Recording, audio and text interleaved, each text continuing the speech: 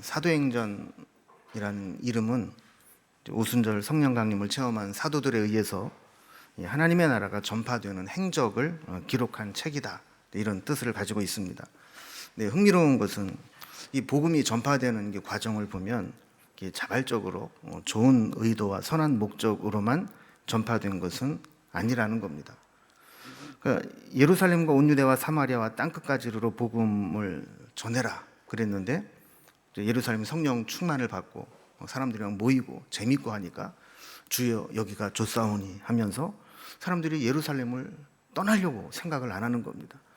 이때 하나님께서 사용하신 방법은 예루살렘 교회의 핍박과 박해를 통해서 억지로라도 흩어지게 하셨다라는 겁니다. 그래서 스데반의 순교로 예루살렘 교회의 박해가 본격화되자 이 사도들 외에는 예루살렘을 떠나서 다 흩어지게 됐는데, 그들이 흩어진 첫 번째 선교지가 어디냐면 사마리아 땅이었습니다. 이 빌립이 사마리아에 가서 복음을 전한 첫 이 선교지 사역은 매우 성공적이었습니다.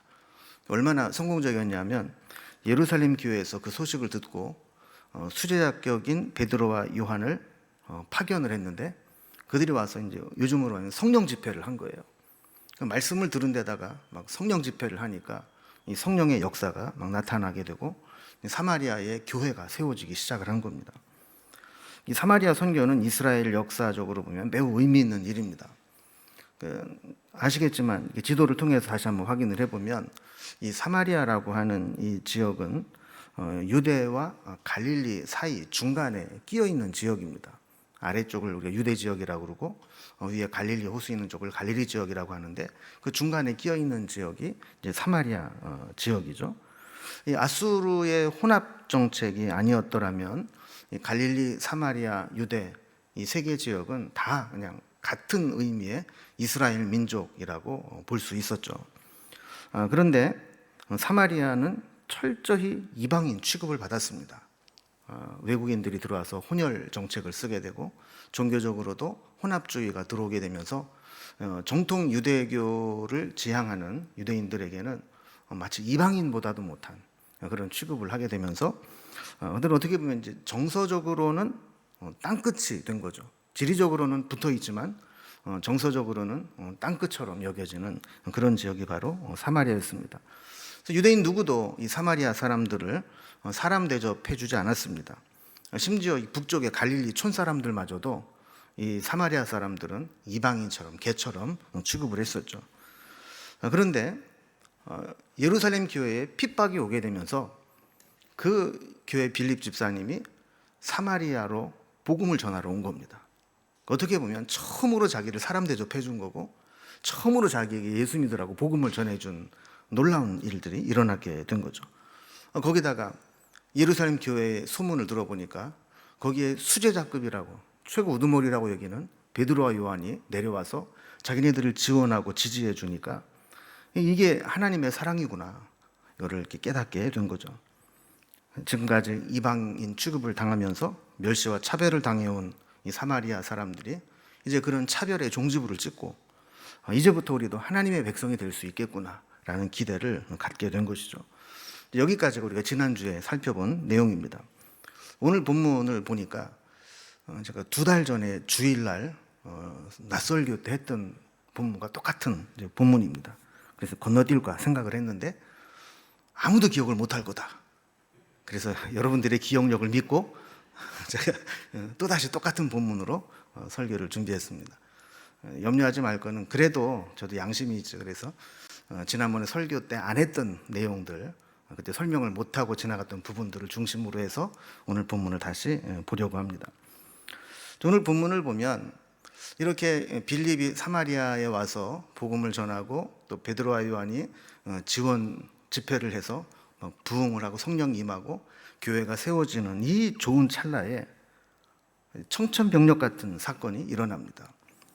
26절에 보면 주의 사자가 빌립에게 말하여 이르되 일어나서 남쪽으로 향하여 예루살렘에서 가사로 내려가는 길까지 가라 하니 그 길은 광야라 그랬습니다. 자, 사마리아를 떠나서 남쪽으로 내려가면 예루살렘에서 가사로 내려가는 길이 있는데 거기로 가라는 거예요. 여기 사도행전의 저자인 누가는 그 길이 광야라라는 설명을 붙여놨어요. 이 이야기는 거기 가봐야 광야하고 길만 번뜩이면 나 있지 뭐 아무것도 없는 그런 지역이라는 설명을 해놓은 겁니다. 이렇게 떠나서 가라고 했을 때 하나님이 아브라함을 부르시고 약속의 땅으로 보내실 때와 마찬가지로 여기도 보면 사실 막상 떠나기 쉽지 않은 두 가지 문제가 있습니다. 첫 번째는 뭐냐면 지금 떠날 이유가 없다는 거예요. 지금 너무 좋은 상황이라는 겁니다. 지금 빌립은 사마리아에서 아주 좋은 시간들을 보내고 있습니다. 빌립이 복음을 전함으로 인해서 8절에 보면 그 성에 큰 기쁨이 있더라 그랬어요. 복음이 들어오고 예수를 믿고 나니까 사람들이 막 은혜가 충만해서 그 성에 큰 기쁨이 있었다는 거예요. 사역에 열매가 있다는 것이죠. 그럼 아브라함을 본토 친척 아비 집을 떠나서 가라 그랬을 때 쉽지 않은 게 왜 그렇습니까?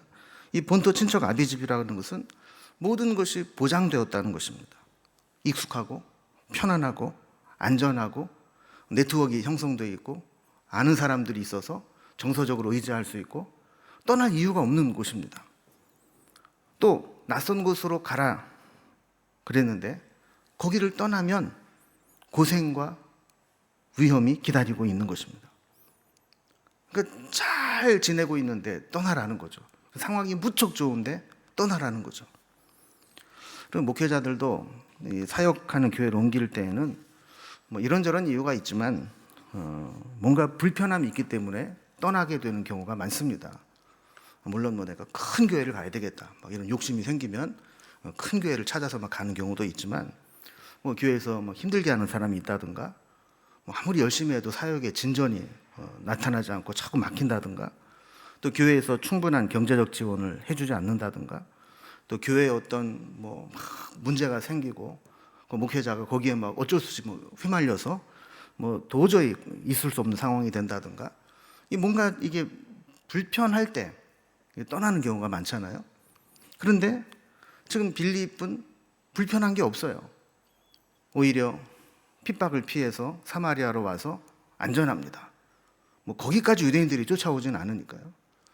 거기다가 복음을 전했는데 막 부흥합니다. 떠날 이유가 하나도 없습니다. 그런데 성령께서 그 자리를 떠나라는 겁니다. 기독교 역사상 처음으로 이방인의 개종자들이 생기게 되고 교회가 이제 막 세워지기 시작을 하면서 빌립이 그곳에서 해야 될 일들이 참 많습니다. 여러분 전통적으로 이 교회 체제가 잘 갖춰져 있고 시스템이 있는 교회는 사실 목회자가 이렇게 바뀌어도 큰 혼란이 없죠. 그런데 지금 이 사마리아 교회는 이제 교회가 막 세워지기 시작을 한 거예요. 이제 막 예수 믿기 시작한 거예요. 그러다 보니까 전도한 사람들 훈련도 시켜야 되고 예배도 인도해야 되고 또 조직도 갖춰야 되고 또 아직은 이 빌립의 강력한 리더십 아래에서 이 사마리아 교회를 체계적으로 세워나가야 될 필요가 있는 그런 상황입니다. 게다가 그동안 멸시를 당하던 사마리아의 지역적 차별을 극복하고 이제 빌립이 예루살렘 교회와 이 사마리아에 세워진 교회의 가교 역할을 하면서 이제 그들이 드디어 이제 유대인들과 함께 믿음 안에 한 가족이 될 수 있는 절호의 기회가 된 상황인 것이죠. 그러니까 아직은 빌립이 절대적으로 필요한 상황입니다. 그런데 하나님은 일어나서 남쪽으로 가라는 거예요. 두 번째로 이렇게 떠나는 것이 어려운 이유는 보냄받은 곳으로 왜 가야 되는지 이해가 안 될 때입니다. 그러면 아브라함도 본토 친척 아비의 집을 떠나서 어디로 가라고 그랬어요? 내가 네게 지시할 땅으로 가라. 어딘지를 보여주질 않았어요. 목적지를 가르쳐주지 않고 일단 떠나면 내가 중간중간 어디로 가야 될지를 알려줄게. 여러분 이것처럼 불확실한 게 어디 있습니까? 왜 그런 모험을 해야 되는지 이해가 안 되는 상황입니다. 빌립도 마찬가지였습니다. 주의 사자가 하나님 말씀을 전하는데 일어나서 남쪽으로 향하여 예루살렘에서 가사로 내려가는 길로 가라는 거예요. 그리고 그것은 광야길이라는 겁니다. 여러분 전도를 하려면 사람이 많은 곳을 가야 될까요? 없는 곳을 가야 될까요? 많은 곳을 가야 되죠. 지금 사마리아에는 사람들이 조금만 더 하면 온 사마리아 사람들 다 예수를 믿을 기세예요. 근데 거기를 떠나서 가라고 한 곳이 사람이 없는 광야예요. 자, 이럴 때 우리가 떠날 수 있을까? 순종할 수 있을까? 하는 이제 문제가 생기게 되죠. 근데 빌립은 어떻게 했습니까? 순종했습니다. 27절과 28절을 보면 일어나 가서 보니 에디오피아 사람 곧 에디오피아 여왕 간다게의 모든 국고를 맡은 관리인 네시가 예배하러 예루살렘에 왔다가 돌아가는데 수레를 타고 선지자 이사야의 글을 읽더라 그랬습니다. 여러분, 이 순종의 신비가 있습니다. 이 순종의 신비가 뭐냐면 순종하기 전에는 아무것도 보이질 않고 알 수가 없어요. 왜 그런 명령을 내리는지 알 수가 없어요. 그런데 순종해서 가보면 왜 나를 그곳으로 보내셨는지 그거를 알게 된다는 겁니다. 그럼 우리말 성경에는 일어나 가서 보니 이렇게 좀 다소 밋밋하게 좀 번역이 되어 있는데 이 헬라어 성경이나 영어 성경에는 빌립이 일어나 갔다라는 것으로 한 문장이 끊어집니다.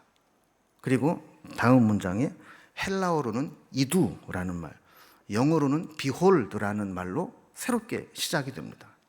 그러니까 보라 이런 뜻이거든요. 그러니까 뭔가 강조하고 놀라운 일이 일어날 때 그것을 나타내는 시작으로 behold, 보라라는 말로 시작을 한 거예요. 자, 일어나서 가서 보니까 보라, 이런 놀랍고 신기한 장면이 일어났다.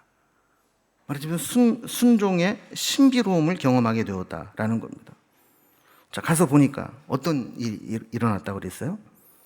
에디오피아 여왕 간다게의 모든 국고를 맡은 관리인 네시가 예루살렘에 예배하러 왔다가 돌아가면서 성경 읽는 모습을 발견하게 되었다는 겁니다.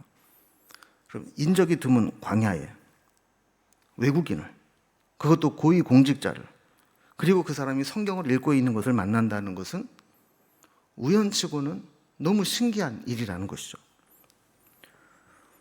하나님은 에디오피아 왕 간다게의 모든 국고를 맡은 관리인 네시를 만나게 하시려고 사마리아에 잘 있는, 사역을 잘하고 있는 빌립을 그곳으로 가게 하셨다라는 겁니다. 그럼 순종하여 떠나기 전에는 왜 그곳으로 가야 될지 모릅니다. 그러나 성령의 인도하심을 따라 가보면 하나님이 이 사람을 만나게 하기 위해서 사마리아를 내려놓고 오게 하셨구나라는 것을 알게 되는 것이죠. 그러니까 우리는 우연히 만나는 것처럼 보이지만 사실은 하나님께서는 철저하게 그 만남을 예비해 놓고 있다라는 겁니다. 가서 보니까 거물급이 기다리고 있습니다. 이 간다게라고 하는 것은 고유명사가 아니고 우리가 애굽의 왕을 뭐라고 불러요? 바로라고 부르죠. 바로는 사람 이름이 아닙니다. 애굽의 왕을 바로라고 불러요. 근데 에디오피아의 여왕을 간다게라고 부르는 거예요. 고유명사가 아니라 직책을 얘기하는 거죠. 근데 그 사람의 모든 국고를 맡은 관리인이라는 겁니다. 요즘 우리나라 직제로 따지면 경제부총리나 기획재정부 장관을 겸하는 그런 고위 공직자죠. 그러니까 여왕을 지근거리에서 보필을 해야 되는 상황이다 보니까 특성상 네시가 된 겁니다. 에디오피아는 예로부터 이 솔로몬 시대부터 이스라엘과 교류가 있었고 그로 인해서 유대교를 믿는 사람들이 있었습니다. 이 과정은 제가 2달 전 주일 설교에 했는데 아마 기억을 못 하실 거예요. 혹시 궁금하시면 찾아보시기 바랍니다. 오늘 본문의 이 빌립이 만난 자도 그런 경우죠. 성경에 이 고자라고 표현된 이 네시는 유대인의 총회에 들어갈 수가 없는 자로 규정이 되어 있죠. 자, 그럼에도 불구하고 가서 예배에 정식으로 참여할 수 없음에도 불구하고 멀리 에디오피아에서 예루살렘까지 예배하러 왔다는 것은 정말 그가 얼마나 신실한 마음을 가지고 있는가를 알 수 있게 되는 거죠. 게다가 이 사람은 마치고 돌아가는 길에도 그냥 유람하고 가는 게 아니라 성경을 읽고 있었다는 겁니다. 우리로 말하면 성경 통독 100일반. 그래서 계속 성경을 읽고 가는 거예요. 이때 성령께서 빌립에게 다시 말씀하십니다. 29절에 보면 성령이 빌립더러 이르시되 이 수레로 가까이 나아가라 하시거늘 그랬습니다.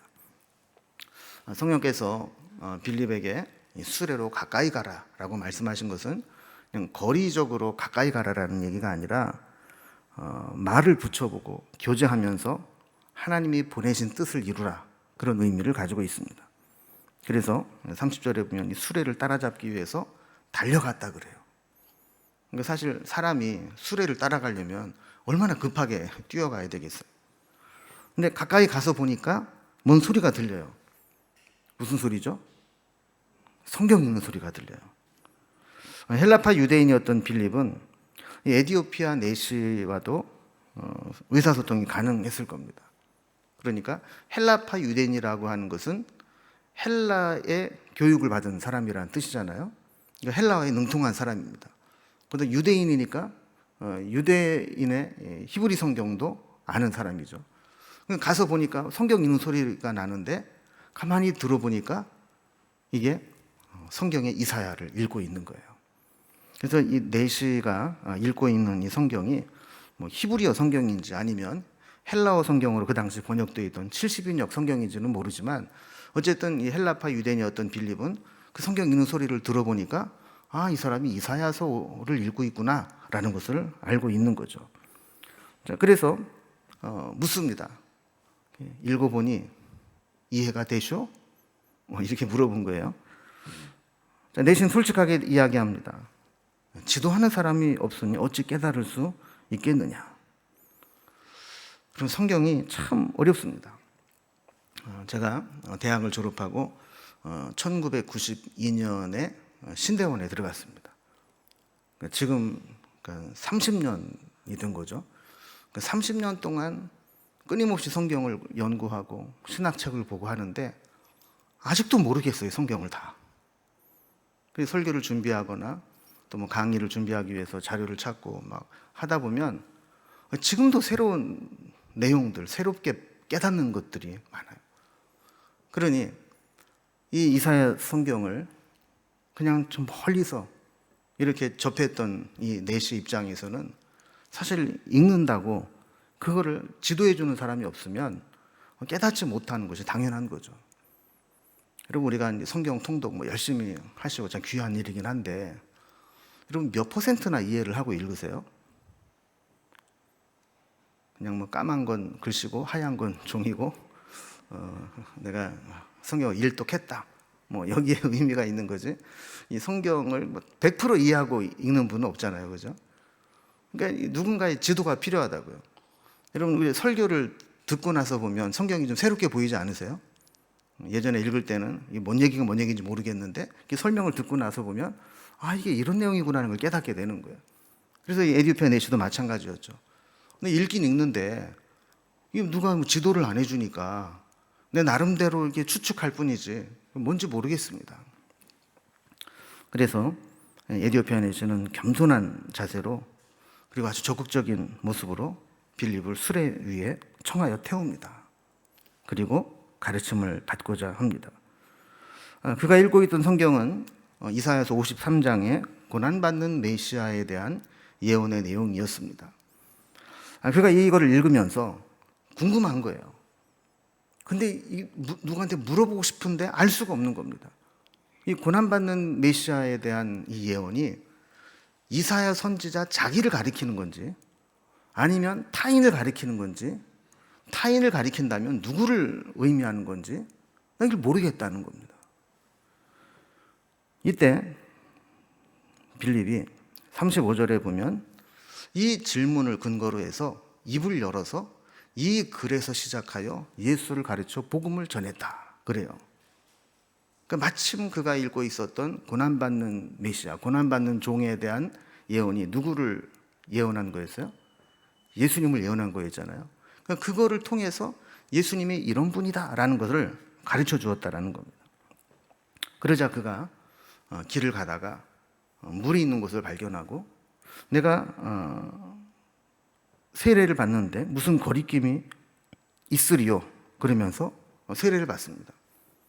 그러니까 무슨 거리낌이 있으리요. 이 얘기는 뭐냐면 내가 세례를 받는데 무슨 뭐 교회법상 절차상 문제될 게 없느냐 이런 거예요.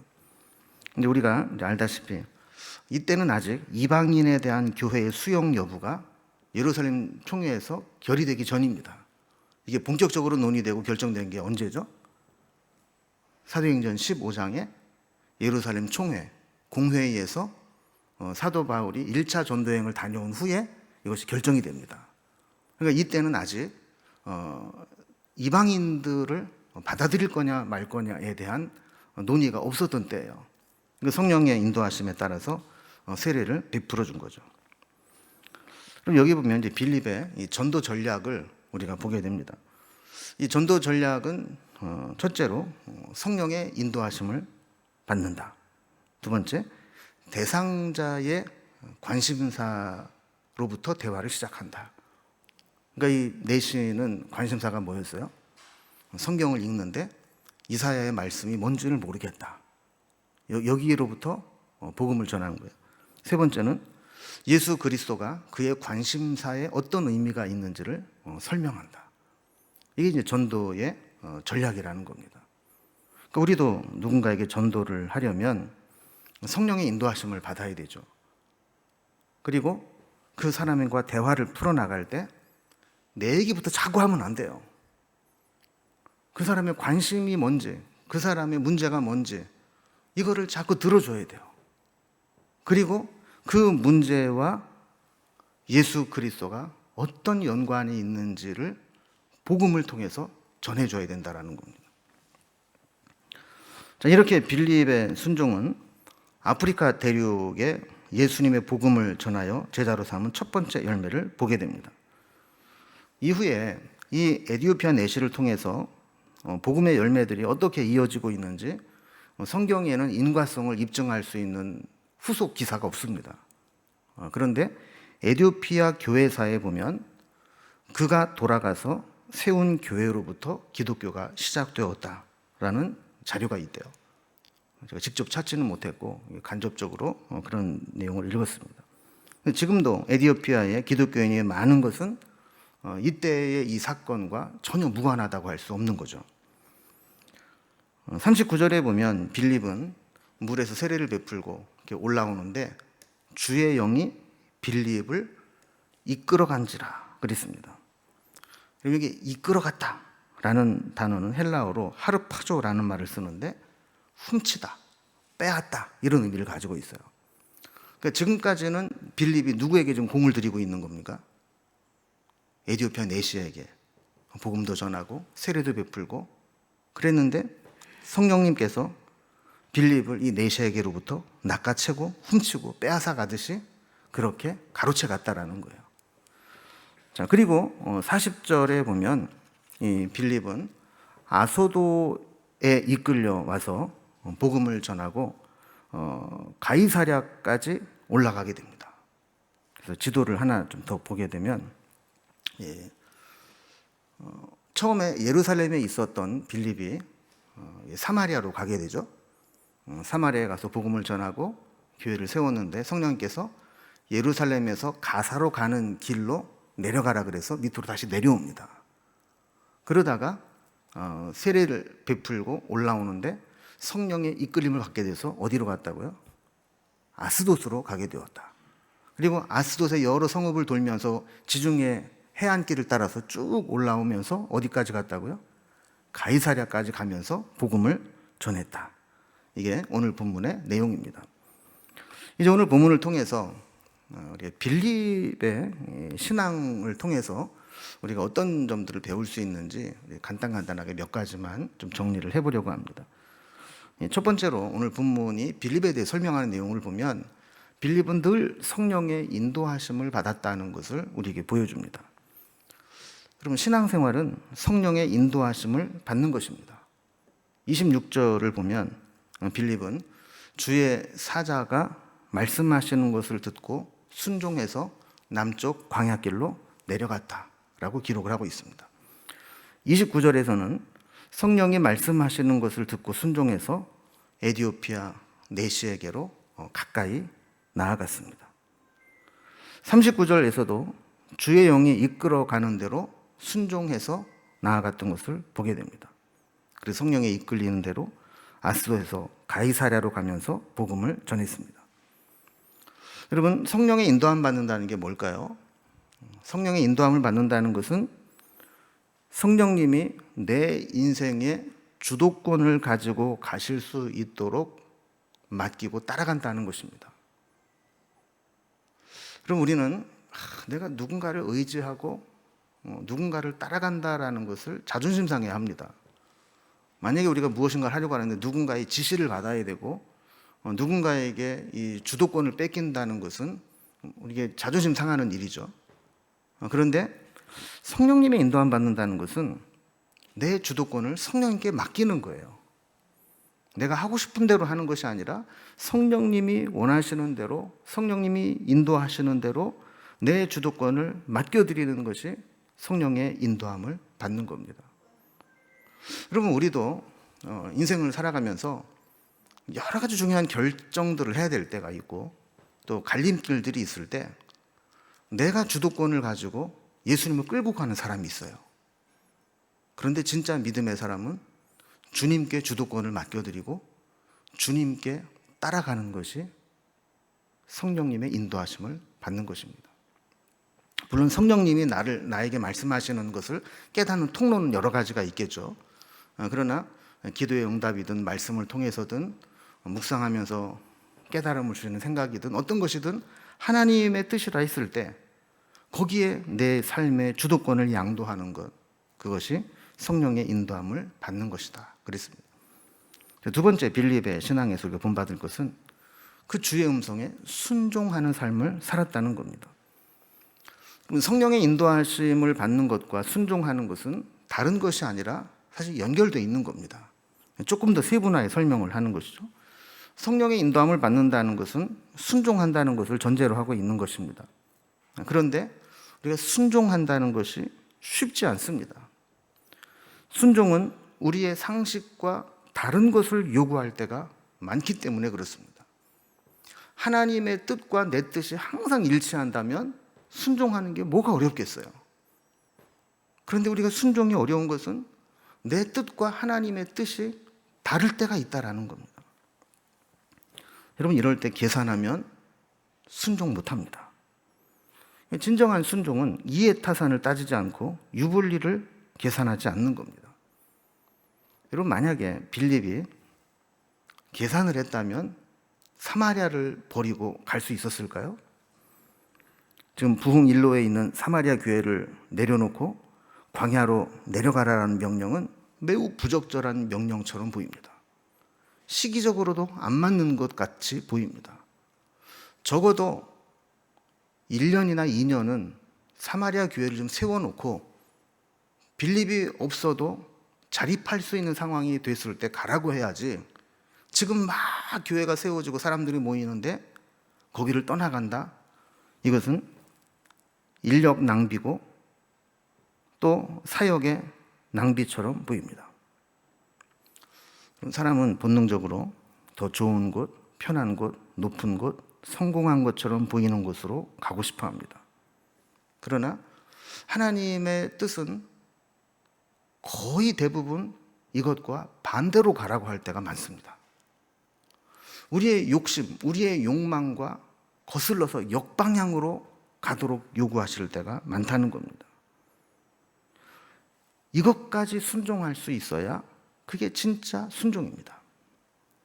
그래서 순종은 절대로 우리를 편하게 하지 않습니다. 편안한 길, 우리가 가고 싶은 길로 가는 것이 하나님의 명령이라면 누가 불순종하고 누가 그 명령에 거역하겠습니까?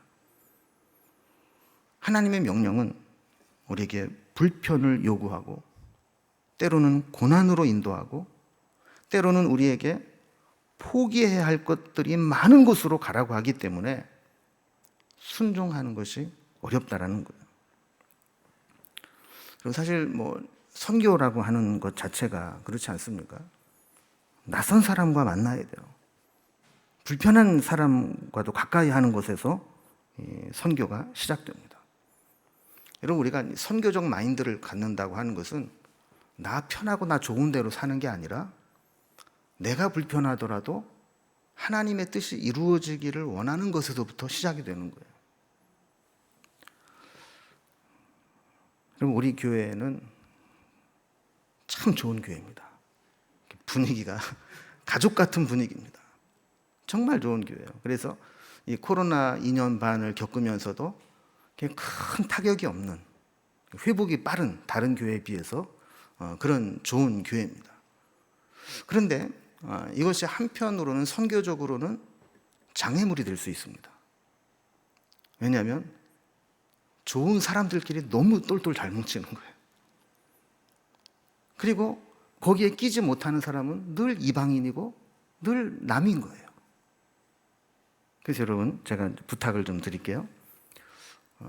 다른 분들은 모르겠고 오늘 수요 예배 참석하시고 또 우리 온라인으로 예배 참여하신 분들은 주일날 식당에서 밥 먹을 때도 늘 만나는 사람, 늘 밥 먹는 사람, 늘 가까이 하는 사람만 같이 앉지 말고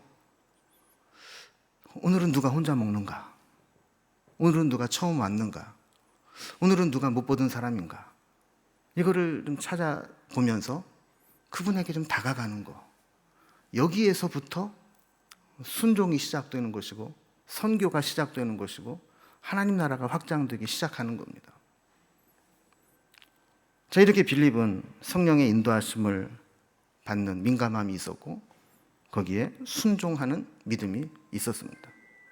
세 번째로 빌립은 이 순종의 결과로 예상치 못한 결과를 보게 됩니다. 우리가 예상치 못한 곳으로 가라는 명령을 받았을 때 처음에는 왜 그곳으로 가라고 하는지 모를 때가 많다고 했죠. 그런데 가서 보면 하나님 보내신 뜻을 알 수 있다 그랬습니다. 빌립의 순종이 아프리카 대륙까지 복음이 전파되는 불씨가 될지 누가 알았겠습니까? 예루살렘에서 온 유대로 그리고 사마리아로 그리고 땅끝까지 복음이 전파되는데 빌립의 순종이 아프리카 대륙에 복음을 전하고 교회를 세우는 역할을 하게 될 줄 누가 알았겠느냐는 거예요. 만약에 빌립이 순종하지 않았더라면 이 일이 있었겠느냐 하는 것이죠. 여러분, 빌립이 아프리카로 직접 가지는 않았습니다. 그러나 아프리카에서 온 사람에게 복음을 전함으로 그가 아프리카의 복음을 전하게 했습니다. 여러분, 우리도 그런 거거든요. 우리가 선교지로 나가지 않더라도 선교사들을 잘 후원해서 그들이 가서 복음을 전하게 할 수도 있는 것이고, 유학생들을 비롯해서 외국에서 우리나라에 온 사람들에게 복음을 전해서 그들이 돌아가서 복음을 전할 수 있도록 하는 것, 이것도 선교의 방법이 된다는 겁니다.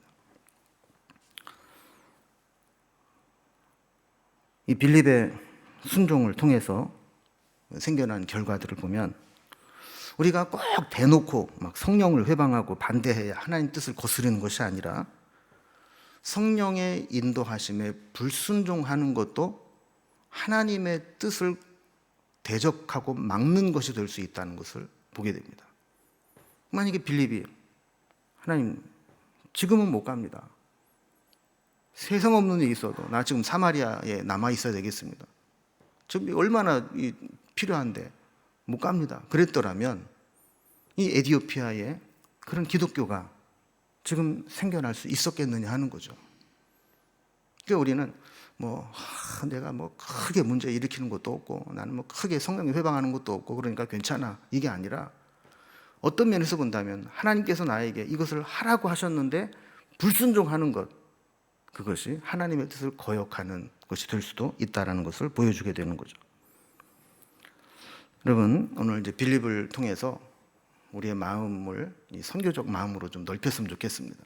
나를 통해서 하나님의 복음이, 하나님의 뜻이, 하나님의 나라가 전파되는데 내가 쓰임받는 인생이 되었으면 좋겠다. 내가 어떻게 쓰임을 받을 수 있을까? 성령의 인도하심 받고 성령께서 말씀하실 때 순종하고, 그리고 그로 인해서 하나님이 하시는 놀라운 일들을 바라보는 것, 그것이 우리의 삶의 큰 기쁨이 되기를 주님의 이름으로 기원합니다. 기도하겠습니다.